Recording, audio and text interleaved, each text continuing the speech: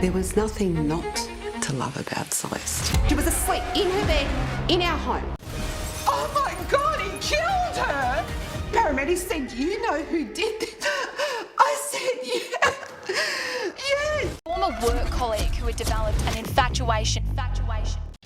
Court decided to grant him mercy, even though he showed Celeste none. Could you imagine if your safety depended on a system that moves slower than the technology it's trying to regulate?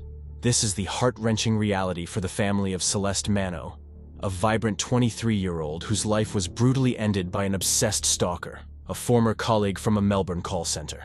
There was nothing not to love about Celeste. Despite Celeste's attempts to protect herself, the existing safeguards fell short, leaving her vulnerable to a tragic fate. This story isn't just about loss. It's a call to action, urging us to confront the flaws in our justice and social media systems. Subscribe to our channel for more stories that matter and help us shine a light on the changes needed to protect individuals from stalking and harassment. At 23, Celeste Manno's life was tragically cut short by a man whose obsession with her escalated beyond control over more than a year. Despite their brief acquaintance at a Melbourne call center where they were colleagues, the 35-year-old man's fixation on Celeste grew. Even though she did not welcome his advances, her lack of interest only seemed to intensify his pursuit. This story is difficult to share, yet Celeste's loved ones believe it's crucial to shine a light on the reality that the systems in place did not safeguard a young woman who took every possible step to fend off her stalker. Celeste's colleague, Chris, with whom she had recently entered a relationship, also worked at the call center. Their budding romance was filled with hope and happiness, starkly contrasting to the looming tragedy. The fact that somebody can be taken out of this world so callously is just so unbelievably unfair.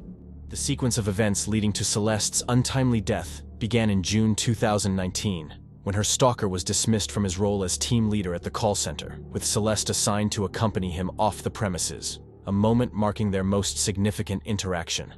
Shortly after his dismissal, Seiko reached out to Celeste via Instagram, marking the start of his obsessive behavior. That following Saturday, she goes, "Mum, have a guess who's just messaged me?"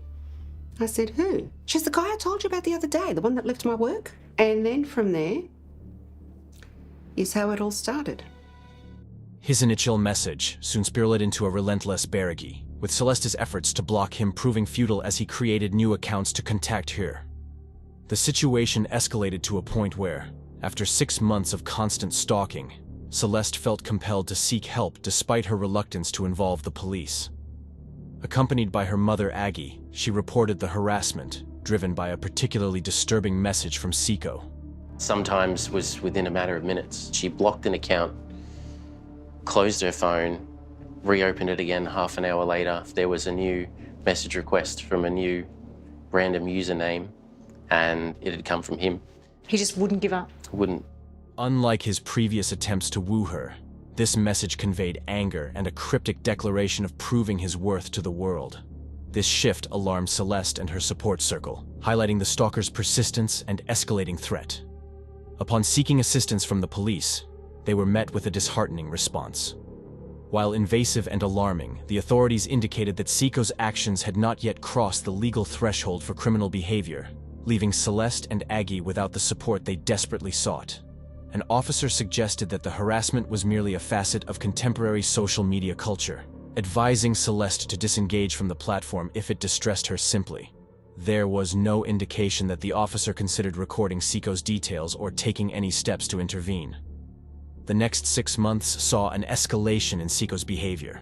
He began to stake out Celeste's workplace physically and even discovered her home address. His messages on Instagram took on a more disturbing, sexually explicit tone. It was painful to watch Celeste go through it. The way she stressed over it, the way she lost sleep, the way she felt in every way uncomfortable about the situation. That was the hardest part.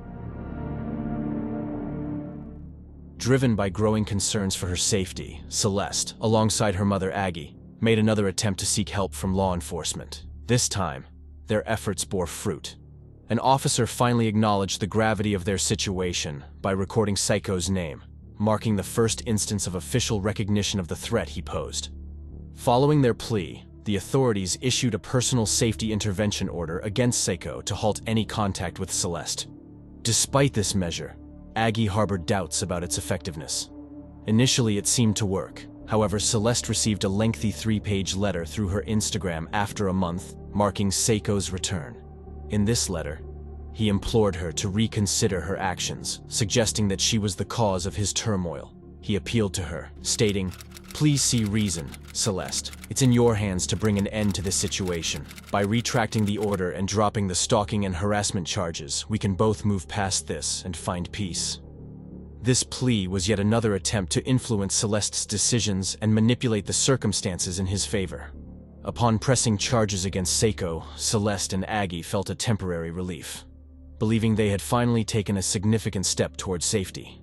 However, their sense of security could have been more lived, as Seiko escalated his obsession by acquiring a weapon. Chris Ridsdale, Celeste Manno's boyfriend, holds a special connection to Fitzroy in Melbourne's north, the setting of their last date together. Cherishing this memory, Chris recalls, "I couldn't have imagined a more perfect last day with Celeste." He shared a photo of this memorable day on Instagram, a picture that captured their joy and was selected by Celeste to be Chris's new profile image. However, this act of sharing their happiness online unexpectedly attracted the attention of Lou Seiko, a former colleague of Celeste's who had been covertly monitoring her for over a year. Despite the existence of an intervention order meant to keep Seiko at bay, it became evident that he was undeterred. Seiko, still fixated on Celeste, was biding his time from afar. On the night of November 16, 2020, Celeste Manno and her mother, Aggie De Oro, were at home, settling in for the night. What has Seiko done? He'd figured out not only where she was by following her car, through stalking her through her Instagram photos to figure out. In the early hours, their peace was shattered when Seiko, armed with a hammer and a large kitchen knife, broke through Celeste's bedroom window and launched a brutal attack. The aftermath was captured outside by security cameras, showing Seiko making his escape as emergency services rushed to the scene. Inside, Aggie was engaged in a desperate attempt to save her daughter. Tragically, Celeste was stabbed 23 times, with a fatal blow to her heart ending her life. It was like something I'd just never heard. It was like a million pieces of glass just crashing. And all of a sudden, I heard. This attack marked not only a horrifying act of violence, but also the beginning of Seiko's calculated manipulation of the legal system. After committing the murder, he drove directly to a police station to surrender himself, a move that seemed to hint at a strategy to plead mental impairment.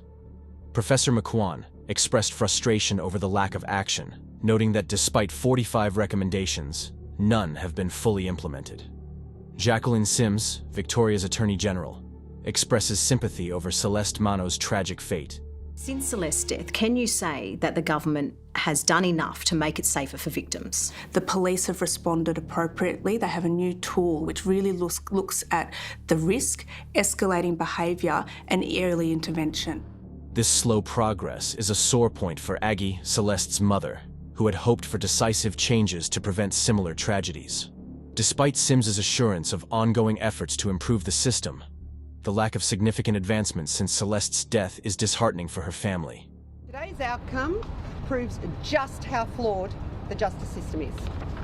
It failed Celeste then, and it failed her again now. The legal proceedings against Seiko, Celeste's stalker and murderer, extended over 3 years. Seiko's defense attempted to claim mental impairment. Still, it was determined that he had premeditated the murder, evident from his actions, such as purchasing a knife shortly after Celeste sought help. Eventually, Seiko pleaded guilty, receiving a 30-year prison sentence. I consider that your offending does not warrant life imprisonment, although it does warrant a very stern sentence. Clearly, I'm devastated. We all are. A verdict that left Celeste's family feeling the justice system had failed them, desiring a harsher sentence to reflect the irrevocable loss of Celeste. The family's enduring sorrow underscores the profound impact of Celeste's loss and the collective aspiration for a more responsive and effective legal system. Thank you for joining us on this profound journey. If Celeste's story touched you, please like, comment, and subscribe. Your engagement helps us bring attention to crucial issues and drive change. Together, we can make a difference and ensure that stories like Celeste's lead to action and reform. Remember, your voice is powerful. Let's use it to advocate for a safer world for everyone.